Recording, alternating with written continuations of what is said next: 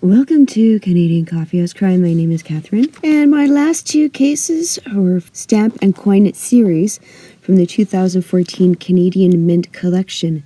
The Ghost Bride from the Banff Springs Hotel in Alberta and the Ghost Train of Saskatchewan. I thought I would cover all the little stories featured in their collection. This case takes us to the Niagara-on-the-Lake area for the Hauntings of Fort George in Ontario. Niagara-on-the-Lake is located in southern Ontario and has a population of around 18,000 people. It settled in 1781 and was finally named Niagara in 1798. Films that used Niagara-on-the-Lake for a filming location include Shattered Silence in 1972, The Dead Zone in 1983, Samuel Lout in 1985, The Experts in 1989, Trapped in Paradise in 1994, The Ref in 1994, Canadian Bacon in 1995, That Old Feeling 1997, An All-American Fairy Tale in 2001, and Amelia in 2009. Just south of Niagara-on-the-Lake, Fort George was built between 1796 and 1799. It overlooks the mouth of the Niagara River and Lake Ontario. The music you're listening to is Tchaikovsky's 1812 Overture, which I thought was appropriate as Fort George was used during the war as the headquarters for the Centre Division for the British Army. It was built with an officer's quarters, blockhouses for soldiers, kitchens, a hospital, a workshop, a stone powder magazine, bastions, and a palisade wall. The people who inhabited the fort were British soldiers and their families, local militia, Aboriginal warriors, and a group known as Captain Runchy's Corps of Freed Slaves.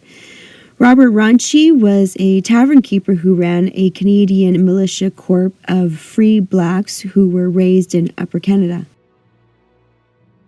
On May 25, 1813, American troops crossed the Lake Ontario and laid a 2-day artillery bombardment attack on the fort. They took over both the town Niagara-on-the-Lake and Fort George and occupied it for 7 months. By December 1813, the U.S. troops dwindled down. Brigadier General George McClure of the New York Militia retreated the rest of his troops back across the Niagara River as he was afraid of an attack from the British Army. On December 10, 1813, he left, burning down 130 homes in the town of Niagara-on-the-Lake on his way out, leaving 400 civilians homeless. After the U.S. left, the British reoccupied Fort George. They tried to rebuild it, but in the 1820s it was abandoned and it fell into ruin. In the 1930s, it was rebuilt to look as it was in 1812 and tours began. Niagara-on-the-Lake is considered to be one of the most haunted towns in Canada. It is thought to be haunted by ghosts of soldiers and their families. There have been hundreds of paranormal sightings and stories from the dozen wooden buildings that make up the fort. The manager of the ghost tours of the Niagara states that you feel something in the atmosphere is wrong at times. There is a strange stillness in the air. There is an unnerving hush and haziness. 7-year-old Sarah Ann, daughter of a troop sergeant major of the King's Dragoon, his name was Thomas Tracy, and his wife's name was Hannah, died from a disease. Her body was buried in St. Mark's Cemetery in 1840.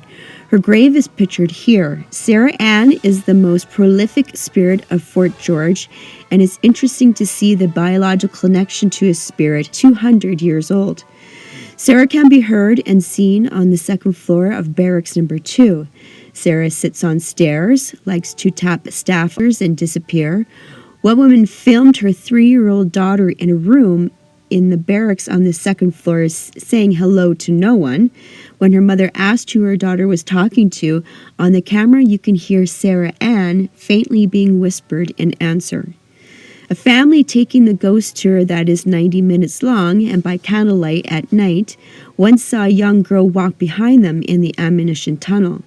There is an ominous ghost that is called the Watcher. Occasionally, shadows appear. There is a tall man that skulks around blockhouses, peers from beneath bunk beds, and follows guests. There is a ghostly man in white that is quiet, peaceful spirit that can be seen lounging on beds and silently watches guests pass by. Officer quarters doors mysteriously open and slam shut by themselves. There is an angry British soldier that can be seen, heard, and felt around barracks number 1. Soldiers in white shirts and white pants can be seen laying on bunks in the barracks. Soldiers can be seen walking in the fields and leaning on trees. When people see the ghosts, they say they look like they date back to the fort's earliest times. Inside the officer's house, a woman can be seen inside an antique mirror, combing her long curly hair, wearing 1800s clothing. A piano in the officer's parlor can be heard playing. There are odd noises from empty buildings, knocks on walls, cold spots, footsteps. One man brought his camera with him to take pictures of the fort. When he got to the fort, his batteries wouldn't work. When he got back to his car, the batteries turned back on. One couple was camping in the area. They went for a bike ride. The bike light stopped working in the area close to the fort, and when they got back to their site, the batteries started working again. They replaced the batteries with new batteries, and exactly the same thing happened exactly the same spot the next night.